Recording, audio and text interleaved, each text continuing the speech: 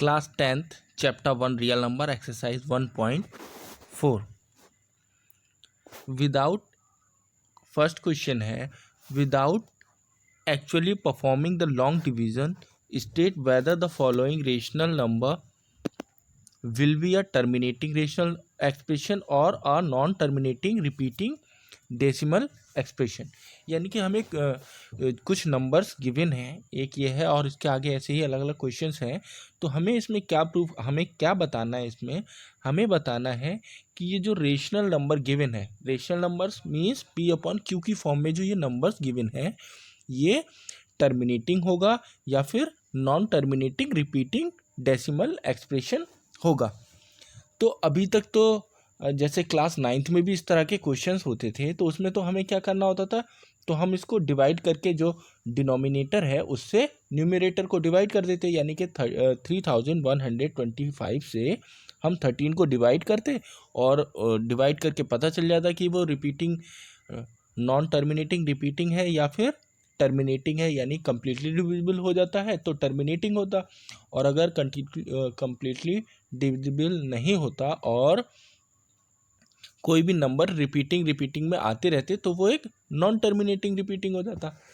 मगर इस हमें यहाँ पर क्या है, without actually performing the long division, यानी हमें डिवाइड नहीं करना है, बिना डिवाइड किए हमें इसको सॉल्व करना है।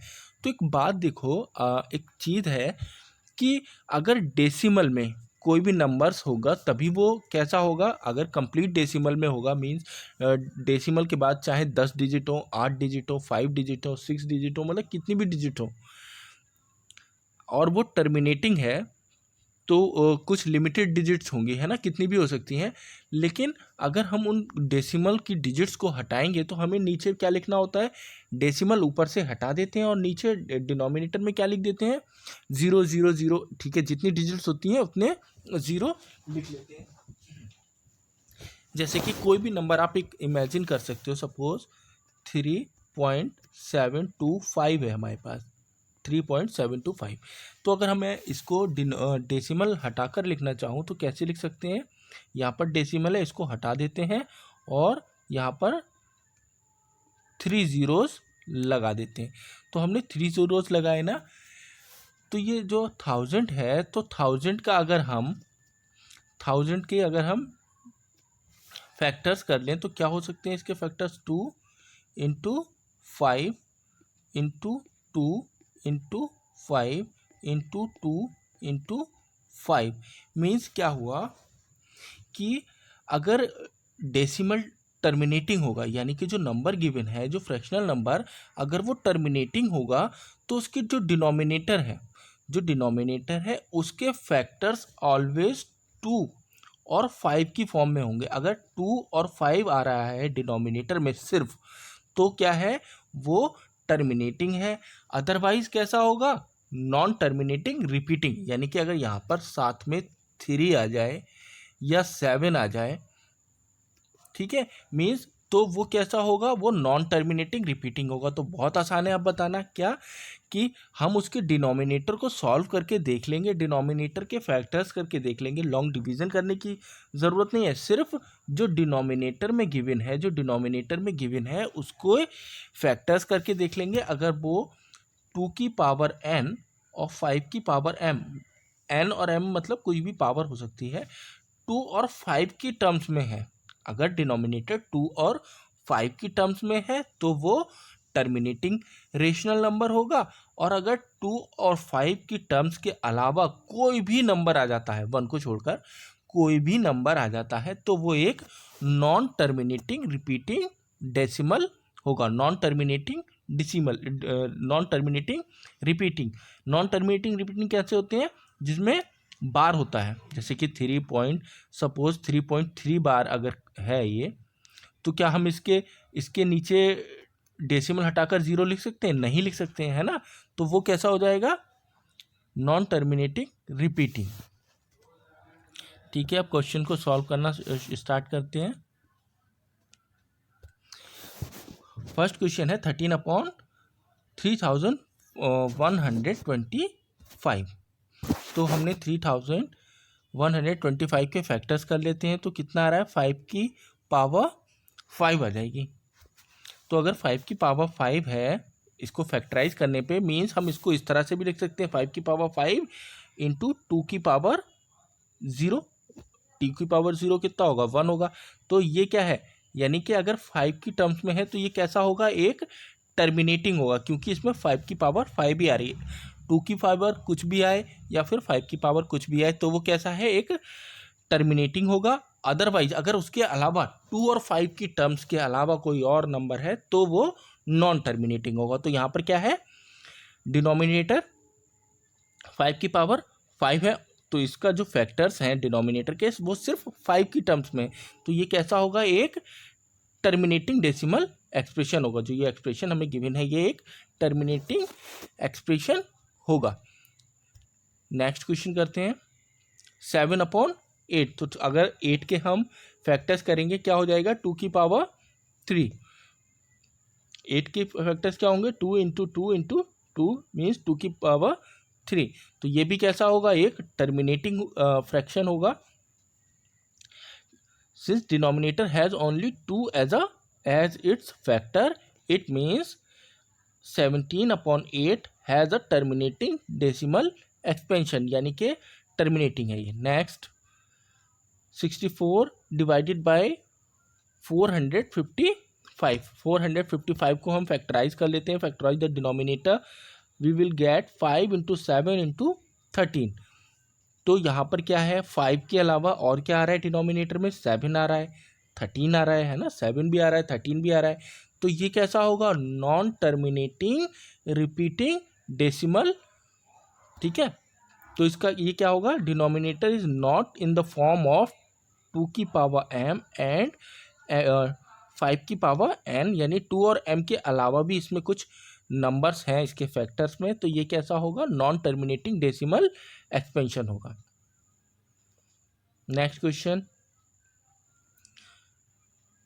सिमिलरली हमें क्या करना है, इसमें जो डिनोमिनेटर है उसको फैक्टराइज कर लेते हैं। फैक्टराइज करेंगे 2 की पावर 6, 5 की पावर 2 आएगा। 2 की पावर 6, 5 की पावर 2, क्योंकि डिनोमिनेटर क्या है, 2 और 5 के ही टर्म्स में, सिर्फ 2 और 5 के टर्म्स में है। इट मीन्स ये कैसा होगा, एक टर्मिनेटिंग डेसिमल एक्सपेंशन होगा। It has a terminating decimal expansion. Next question, 29/343। तो फैक्टराइज कर लेते हैं डिनोमिनेटर को। फैक्टराइज करेंगे कितना आएगा, 7 इंटू 7 इंटू 7 मीन्स 7 की पावर 3। तो इसमें ना तो 2 की कोई टर्म है, ना ही 5 की कोई टर्म है, और 7 की टर्म है। तो अगर 7 की टर्म है मीन्स कैसा होगा, नॉन टर्मिनेटिंग रिपीटिंग डेसिमल।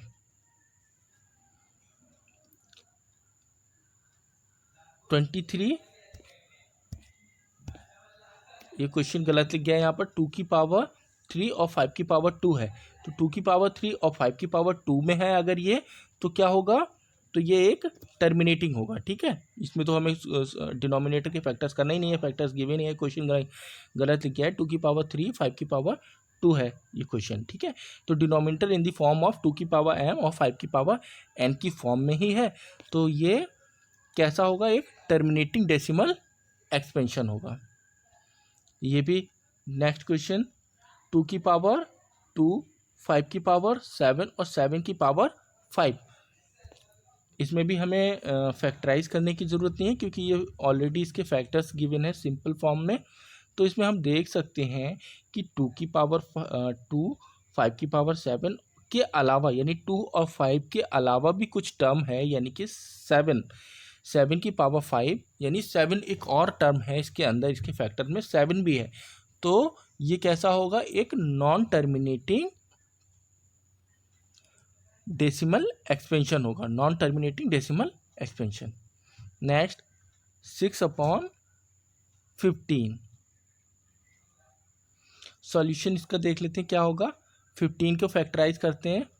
15 को फैक्टराइज करेंगे, इसको पहले सॉल्व कर लेते हैं।